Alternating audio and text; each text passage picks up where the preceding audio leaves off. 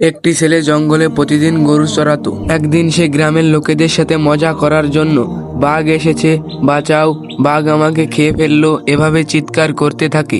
এটা শুনে গ্রামের লোকেরা লাঠিসোঁটা নিয়ে দৌড়ে আসলো, কিন্তু কোনো বাঘ দেখতে পেল না। ছেলেটি তখন জোরে জোরে হাসলো। পরদিন সে আবার বাঘ বাঘ বলে চিৎকার করতে লাগলো।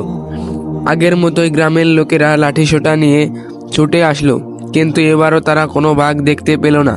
তারা চলে গেল।